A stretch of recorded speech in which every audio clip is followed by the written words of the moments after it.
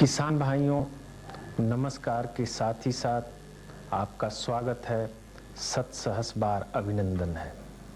अनेक वर्षों से आप देखते, सोचते और समझते रहे हैं कि आपकी फसल को, जो गेहूं की फसल है, उसमें ममनी, सेहूं या ईयर कॉकिल बीमारी से अनेकानेक नुकसान होता रहा है।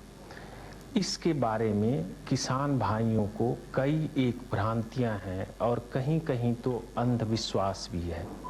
यह बीमारी वैसे तो हरियाणा, पंजाब, राजस्थान, हिमाचल प्रदेश में काफ़ी कुछ पहले से जानी और पहचानी जाती रही है, लेकिन पूर्वी उत्तर प्रदेश और बिहार जैसे प्रांतों में इस बीमारी का प्रकोप विशेष रूप से पिछले कुछ वर्षों में काफ़ी कुछ बढ़ा है। अतएव आवश्यकता इस बात की है कि इस बीमारी की रोकथाम की जाए। रोकथाम बड़ा सस्ता और पक्का है। किसान भाइयों को चाहिए कि वे तो या तो अपने बीज बदल लें, उन्नतशील प्रजातियों के रोग रहित बीज उगाएं या अपने बीज को रोग से मुक्त कर लें। आइए स्वतंत्रता की इस स्वर्ण जयंती वर्ष में हम संकल्प लें कि इस बीमारी को देश से समूल नष्ट कर देंगे। धन्यवाद। अभी अभी आपने हमारे भारतीय कृषि अनुसंधान परिषद के उप निदेशक डॉक्टर मंगला राय जी का संकल्प तथा संदेश सुना। आपको याद होगा कि पिछले साल बिहार में सेहूं की बीमारी का काफ़ी फैलाव हुआ था और इन किसानों को काफ़ी नुकसान पहुंचा। सही जानकारी ना होने के कारण लोगों को काफ़ी भ्रांतियां पैदा हुई।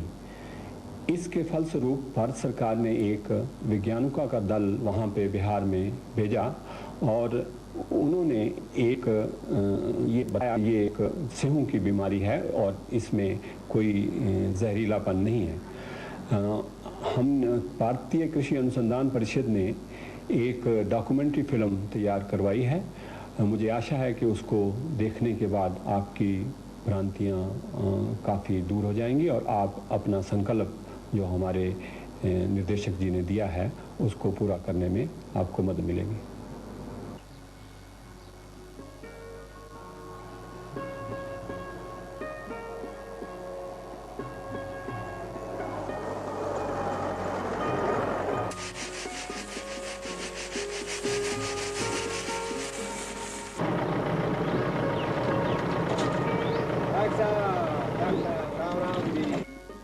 राम राम राम राम राम राम जी। राम राम। और कैसे हो राम सिंह? ठीक हो जी, आओ जी। हम हरि सिंह के खेत तक होकर आते हैं। अच्छा डॉक्टर साहब, क्या कर रहे हो राम सिंह? डॉक्टर साहब गेहूं के बीज साफ कर रहा था ताकि खरपतवार के बीज निकल जाएं, क्योंकि बिजाई का मौसम आने वाला है। इसमें तो नन्हे नन्हे काले और भूरे रंग के दाने भी हैं। राम सिंह, क्या तुम जानते हो क्या? डॉक्टर साहब घास फूस के बीज होंगे। इन नन्हे नन्हे काले दानों को ममनी या सेहूं कहते हैं और इसके एक छोटे से दाने में हजारों की संख्या में छोटे छोटे सांप के आकार के कीटाणु निकलते हैं। ये जीव 25 वर्ष से भी अधिक समय तक सेहूं में जीवित रहते हैं। ये सूक्ष्मदर्शी यंत्र द्वारा ही देखे जा सकते हैं। अच्छा जी। इन्हें सूत्रकृमि के नाम से जाना जाता है। एक छोटे से दाने में हजारों? हाँ राम सिंह, क्या तुम देखना चाहोगे? हैरानी सी हो रही है सुनकर। अच्छा, दिखा देते हैं। गोपाल, हाँ साहब। सामान लाओ जरा।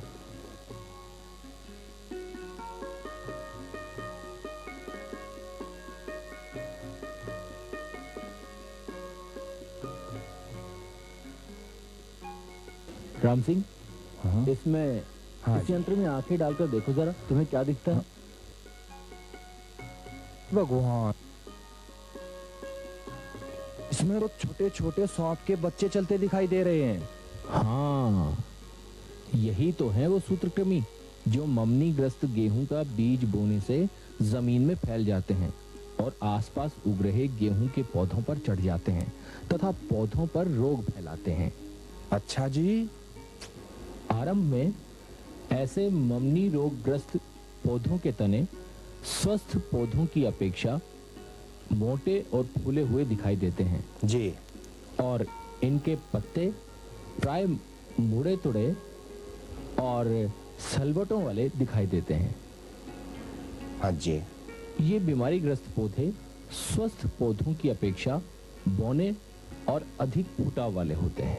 अच्छा डॉक्टर साहब। ऐसे पौधों की बालियां वैसे तो स्वस्थ पौधों की बालियों से छोटी और फूली हुई दिखाई देती हैं, लेकिन ऐसी बालियों में भूरे तथा काले रंग के दाने बनने के कारण इस रोग को ममनी या सेहू रोग भी कहते हैं। वैज्ञानिक भाषा में इसे ईयर कोकल के नाम से जाना जाता है। लेकिन डॉक्टर साहब, ये तो ठीक ठाक बाली दिखाई दे रही है। जरा कूटकर तो देखो इसमें क्या निकलता है। गेहूं और क्या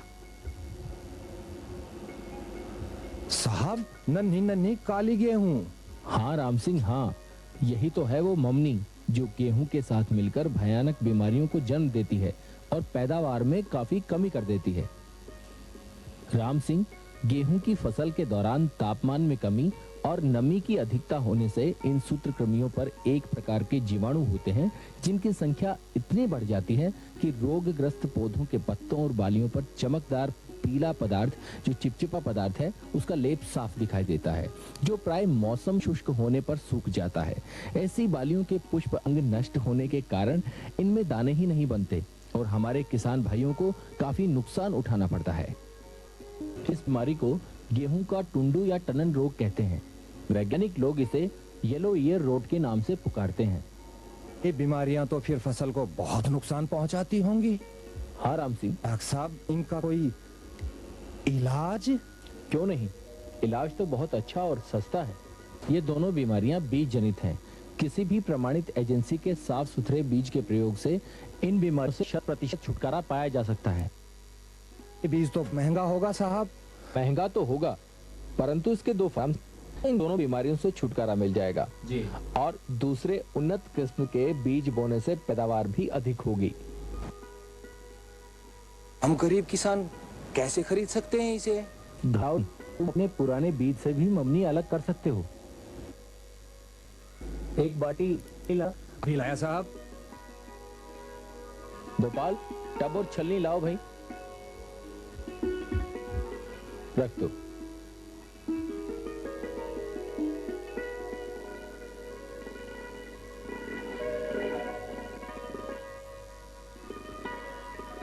इसे आधा पानी से भरो। तुम्हारे बीज को इसमें पानी में डाल दो।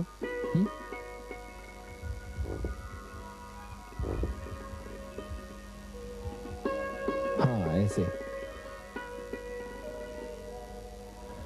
हाथ से अब अच्छी प्रकार से बीज को हिलाओ।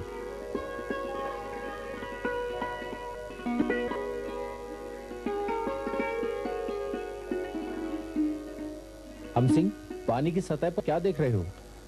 डॉक्टर साहब, ये तो नन्हे काले काले दाने और गेहूं के तुष दिखाई दे रहे हैं। हाँ, इन्हें छलनी से एक कपड़े पर अलग निकाल दो।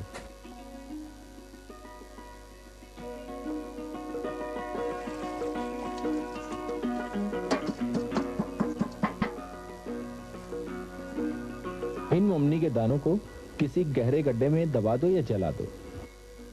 ये गेहूं के दाने किसी अलग चादर पर सुखा दो। जी। हाँ। कुछ ममनी के बड़े और भारी दाने नीचे गेहूं के साथ बैठ जाते हैं, जिन्हें 10 या 20% नमक का घोल बनाकर इसी विधि से अलग किया जा सकता है। लेकिन ध्यान रहे राम सिंह, ऐसे नमक से उपचारित बीज को 1-2 बार स्वच्छ पानी से अवश्य धो लेना चाहिए जी, ताकि नमक का दुष्प्रभाव गेहूं के जमाव और फुटाव पर न पड़े। अच्छा जी। याद है ना, इस बीज को सुखाकर ही बोना। डॉक्टर साहब, आपने तो बिल्कुल ठीक समय पर मेरी आंखें खोल दी, वरना तो ये ममनी वाले बीज बोकर मैं अपनी फसल और मेहनत दोनों बर्बाद कर बैठता। अब तो ये बात और साफ करने का तरीका मैं दूसरे किसान भाइयों को भी बताऊंगा। बीज को निश्चिंत होकर बोना, आपके खेत में दोनों बीमारियां बिल्कुल नहीं होंगी। अच्छा जी। अच्छा अच्छा डॉक्टर साहब।